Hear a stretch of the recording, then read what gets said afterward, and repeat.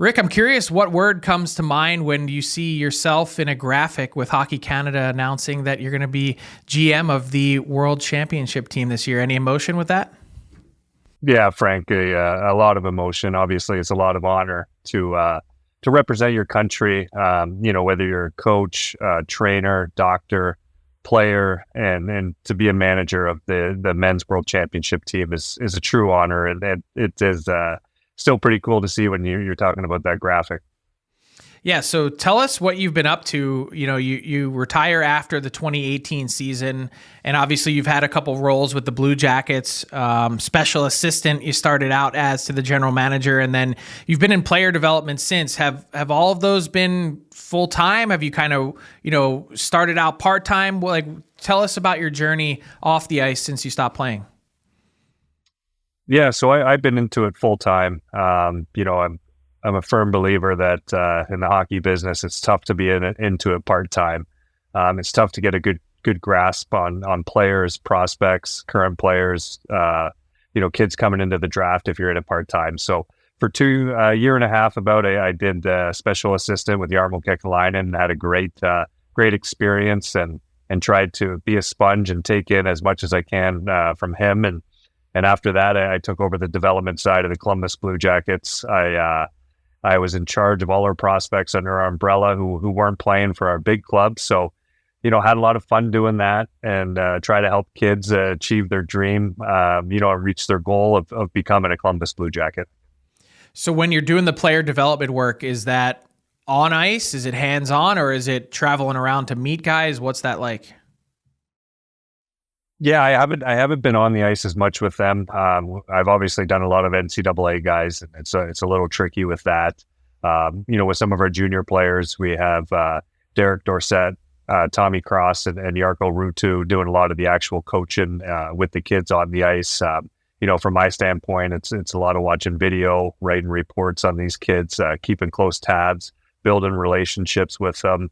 Trying to know the kids, on the ice and just as well off the ice. So that's kind of been my role, traveling around, watch them play live, making sure that we have a great indication on what type of player they are moving forward. Is that something that you always wanted to do, or did you think about, were you tempted at all about coaching? Like, is this off ice sort of more managerial role, is that more along the lines of what you wanted to try and tackle? Yeah, it was. And then, right when I got retired and took, a couple months off, I knew my last couple of years in the NHL, I was always interested in how the teams were built. Whether it's the cap system, whether it's, your prospects coming up, whether it's free agency, I was always interested in that aspect of the game. And I didn't even really want to dabble into coaching. And after coaching my son's 9-year-old team, being an assistant coach, that confirmed that I definitely don't want to get into coaching, and I want to stay on the management side of organizations. Oh man, I got some stories for you coaching some 9U hockey these last couple years. It's been a wild ride, but being so close to the game, like, do you miss playing at all? For sure. I miss the rush. I truly believe there's nothing that you can simulate have a nationwide arena packed with 18,000, MSG packed with 18,000 people coming out. The lights are off. It's a playoff game, playoff atmosphere, scoring a goal. There's nothing that can simulate that rush. I miss the camaraderie of the guys inside the room and, going to work every day with your 25 brothers. So there's a lot that I miss about the game. I don't really miss waking up some mornings and not being able to bend over and being sore all the time. This role that I have in Columbus allows me to make my own schedule to see our prospects. So I do get some better times with the family and with the kids that I wouldn't have for sure if I was still playing. Yeah, that balance is important.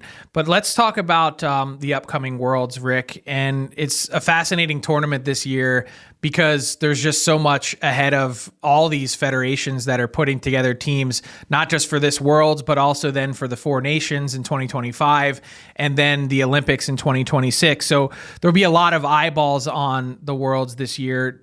just in terms of structure moving forward, I'm guessing you're working hand in hand with Doug Armstrong in terms of communicating throughout this process on the sort of overall look of what this might be? Yeah, for sure. That's a good question, Frank, because, like you mentioned, with the Four Nations coming up and with the Olympics, it's a very important time for all these countries and all these federations of ice hockey. So we are working close. Obviously you saw the announcement a few weeks back with Doug Armstrong kind of overseeing most of the Hockey Canada stuff for the men.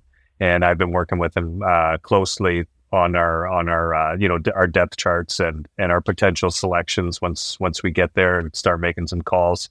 So it's an important time for a lot of these guys, a lot of these players around the NHL. They haven't played, at the international level for an Olympics just because they haven't been allowed to play. So I truly believe that these World Championships are going to be a huge stage for them to come and show what they can do. And it's important. And you're already hearing the rumors from other countries of some of the players that are accepted that I'm sure you've heard that this tournament's going to be a big deal, and we're going to need Canadian players to step up and get over there.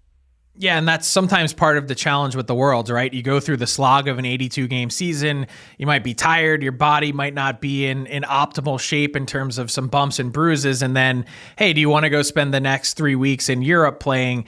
It's not always at the top of everyone's to-do list. Some guys are like, hey, sign me up. I want to play, put a Team Canada jersey on, no questions asked. But this year, with kind of what is awaiting in the future, is it going to be easier this year to maybe get players to sign on saying, hey, I want to be on Hockey Canada's radar for Four Nations and for the Olympics? Yeah, it's a fair question. I think I've lived it personally, and I've been called, I believe it was 4 or 5 times after a season, and it's it's not always easy, but some of these guys should be using it as their playoffs, right? You wouldn't be saying you're tired or you're a little hurt or you're mentally not there, whatever it might be. You're not going to be saying that if you're going into the Stanley Cup playoffs. So why not use this tournament to gain that experience for when your NHL club does take that next step into the playoffs? And that's what I tried to do when I went over. And that's what I tried to explain to some of these kids. Now, in saying that, I think from last time me and Shane Doan did it 2 years ago, it was tough to get some players. I think the landscape's a little different now with having these huge tournaments, and you were also kind of dealing with a little bit of a COVID situation then in 2022. Not that it was at the forefront, but still maybe some different regulations or restrictions in Europe. For sure, you're exactly right. There was some. I remember still doing testing to get over there, testing to get home. I think they loosened it up. It wasn't the bubble that it was in 21 in Latvia, but you're totally right. There's different reasons. And hey, listen, guys are going to be having kids, having babies. Guys are going to be having weddings. We understand it, but it's too important of a time right now for Hockey Canada with these next tournaments coming up to not have our best players go and then show what they can do at an international level, because I do believe the international game is a little bit different than the NHL. So you mentioned working with Shane Doan in 2022. You were the assistant GM that year. Take us behind the scenes of what it's like prepping for a Worlds. Like, when do you actually start beginning to look at the standings, the players that might be available to you, and when do you start making calls? Yeah, so we've been obviously tracking the standings. It's making things a little difficult with a lot of the teams winning to stay in it. So the race has been tough, and it makes our job a little tougher to pick this team. But we decided that we're going to start making calls as soon as the teams are mathematically out, and we can figure that out. Obviously, there are some teams out, and there has been a few calls that we've made. We haven't named anyone yet. We haven't got any 100% commitment as of yet. So that's how the process is kind of working. I would like to, in the next week or so, to have a full list of players, or at least half a list of players. But we'll see what happens. Yeah, it's a slow grind this year with the standings. Today's April 4th as we're taping, and I think mathematically 28 teams are still alive. So it kind of makes your job a little bit more difficult. But in terms of what you're looking for, I saw a couple people had reported in the last few days, hey, the Hockey Canada has asked Connor Bedard, like, okay, I don't know if that's news. The Blackhawks have been out for a little bit, and Bedard is one of the best young players in the game. But in terms of how you want to build this team, obviously there's, you're trying to collect at some point as much talent as you can. Is there also a team building aspect to this in terms of trying to maybe fulfill some different roles, or is it more like an all-star team when it comes to the Worlds? Yeah, that's a great question. I feel like I've played on both styles of those teams that you just mentioned, where a guy like myself had to take a defensive role, whether it was 2014 in Sochi or play with Jonathan Toews and Mike Richards in Vancouver against the other team's first line, playing PK, not seeing any power play time. So you're exactly right. There's definitely different styles of teams. I think we would like to have a little combination of that, and I also think what will dictate that is the answers we get from some of our calls, from some of our early calls, will dictate the type of team we're going to have. I think we want to make sure we have a strong power play in a tournament like this, where it's single game elimination. Hopefully you get there. I think special teams is going to be huge, and on the other side of that, you're going to need some good PK guys. You're also going to need some guys that can close out games, some guys that are familiar and comfortable playing with a 1-goal lead late in the game. So to answer your question, I've kind of beat around the bush on it. It's really going to depend on if the first couple guys say yes or no on how the team's going to be shaped out. So it's kind of like trying to hit a moving target. And is there any sort of, you're making a push because you want these guys to be part of it. Is there any, push on your end to say, hey, look, you participating in this World is going to help you for, 4 Nations or 4 Olympics in terms of just additional viewings for us, or does it not work like that? I think that's fair to say from my standpoint. I don't know how you feel about that, but for me, that's a fair statement. I don't think we're ever going to tell a guy, hey, if you don't come to the World Championships, you're going to be off the Olympic list and the 4 Nations list. But I would definitely tell a kid that might be a bubble player for those, you can go over and make a name for yourself, make a strong case for yourself, feel the pressure of wearing the red and white maple leaf at an international tournament, and just show that you can do it. And I think you can improve your chances. So that's how I view that question. Because the Worlds aren't a big, focal point here in North America while they're going on, you mentioned the pressure. Like, do you still feel it when you're playing in it? Yeah, that's a interesting one. I was lucky enough to play, I think, in one of the only World Championships in the history of the last 10 years or 12 years, whatever it might be, that was in Halifax and Quebec. And I mean, those two buildings were rocking. But I totally agree with you. When you go over to the World Championships in Europe, it's such a big deal. And then when you're back in North America, you don't really hear about it as much. Stanley Cup playoffs is going on. I think this one's going to be a little different.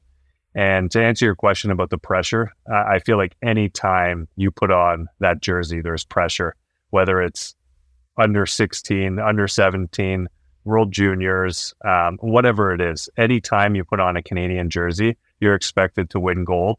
So I do believe that pressure is there. And I think this year more than ever, it's going to be there with these international tournaments coming up. Yeah, I'm looking forward to it.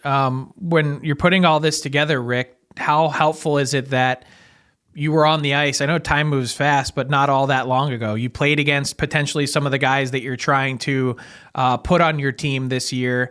And also, if not, you can make a phone call to someone that you knew to say, hey, what's this guy like? What is this someone that I would want to have on my team? You can sort of bounce things off of players that you might know around the league. Yeah, I think it's important to have that, that ability to have those relationships, and I always see in your last couple of years, you hope to get into a management position, and you never want to burn bridges or anything like that going through your career, and I think I can use that to my advantage to find out about certain guys that I haven't played against, newer guys that have come in the league. But it's a good point that you bring up, because a lot of people are starving for inside information. It's the truth about the business that, when you've played it it doesn't necessarily make you a great GM because you played. It doesn't make you a great coach because you played. Some of the best have never stepped on the ice in the NHL. So it's about surrounding yourself with the right people and making sure you're taking in all the information and then making educated decisions with all the information you have. Yeah, so I wanted to bring this back to your time with the Blue Jackets, because as you're working through, the different points in your career, gaining as much valuable experience as you can, is there something that's translatable from the work that you're going to do with Hockey Canada to then something you can put, in your arsenal moving forward as, a management candidate? Is it, aside from the experience of building a team, is there a networking aspect to this that maybe, Rick Nash didn't have before? You've played in Columbus and New York and Boston, but there's lots of, managers around the league that I'm sure you're touching base with at some point, agents, players directly. How will this experience help you for the future for yourself? Yeah, you're asking some really good questions there, Frank. They're in depth, and it's not the normal questions that we get around these situations. But you're 100% correct. I mean, these are huge networking opportunities and huge experience opportunities. You're working with obviously great coaches, great Hockey Canada staff. You're working with great players. Like you said, you're calling all these different GMs to ask for permission to talk to their players. So you're building relationships all over the place. Now the experiences that I'll bring back to Columbus and the knowledge gained from these tournaments, I think will help everyone who's involved with Hockey Canada or Team USA or any country, for them to bring all this information back to their home team and experience back is invaluable. So taking it back again to Columbus, Rick, obviously this season has been hugely disappointing. This was a team that expected to take a step forward. Just, a thought from your perspective on how this team, ultimately gets back on track with what's going to be a pretty big decision this summer in terms of the future of the franchise in selecting the next GM. I think you're right. I think it's going to be a huge summer for the Blue Jackets to choose their next GM and someone to lead the way here in Columbus. So, it's going to be interesting to see what happens. I can't speak on the process because I'm not sure what's going to happen with that, but look forward to see who's ever going to come in and being able to hopefully work with them.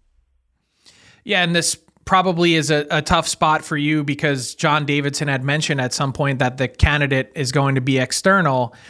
As you've, sort of put the time in over the last number of years, was there any part of you that's hurt by, not being part of it? Or were you sitting back saying, hey, I've got a lot more that I need to learn before I could take the next step to jump to that, level in an organization, and I'm not ready yet? Or, did this being in your backyard with the team that you're obviously really passionate about, was this the one that you had circled? Yeah, for sure. I mean, I don't think it's any secret that I want to try to grow, to the top of the organization here, and eventually try to be here as long as I can. I think it's realistic though that sometimes other opportunities come up. You would always view Steve Yzerman as a Detroit Red Wing, but obviously his path to get into the top there was a little different. So I would never rule out anything. I think JD and ownership have a job to do to get this organization back where it is into the playoffs and competing for a Stanley Cup. So I'm gonna focus on my prospects, focus on getting as many Blue Jacket picks as I can to the NHL, and I'm gonna try to keep growing and try to keep getting to the top. Just curious in terms of like what the next step is for you. How do you, before we get to next step, like you mentioned Steve Yzerman, and that kind of made me think, is there someone that you maybe lean on, or a couple people that you use as mentors to bounce things off of as you work through your own, experience and your process? Who does Rick Nash talk to get more insight and how things work? Yeah, well, I did when I first was getting into this, talking to guys like Don Sweeney and Jeff Gordon, obviously Steve Eiserman, Mark Hunter was a mentor for me that I still keep in touch with to this day. So guys like Shane Doan, who's obviously growing within different organizations all over. So those are kind of the guys that I look at. But I'm not in any rush. I'm gonna try to work my way to the top and do it properly, and then try to check off as many boxes as I can along the way, so I understand this whole business on my way. Yeah, and fitting with your backdrop as you build this next step of your career, brick by brick. I guess I'll leave you with this, Rick. 5 years from now, like, what do you have written down on your list of goals? Where will we see Rick Nash? What will you be doing? Yeah, well, I hope to be at the at the top of an organization and trying to compete for a Stanley Cup. Frank, I got close as a player, and I could almost taste it, and I wasn't able to achieve it. So that drive inside me and that competitiveness still wants to compete for a Stanley Cup and somehow get my name on it. And this is the avenue that I've chosen now to try to get my name on the Stanley Cup. So hopefully in 5 years I will be there competing for it. Rick, we love that the passion never leaves you. We enjoyed watching you chase that cup, and we're going to enjoy watching the next steps of the journey. So thanks a lot for joining us today. Thanks for having me, Frank. You had some really good questions. Thank you. What's up, hockey fans? If you enjoyed that video, then you need to be hitting the subscribe button right here at Daily Faceoff. Exclusive interviews and analysis from our hockey insider Frank Seravalli, fantasy updates from Brock Sagan, and a daily live show at noon Eastern, Monday through Friday. You don't want to miss any of the fantastic content, so hit that subscribe button.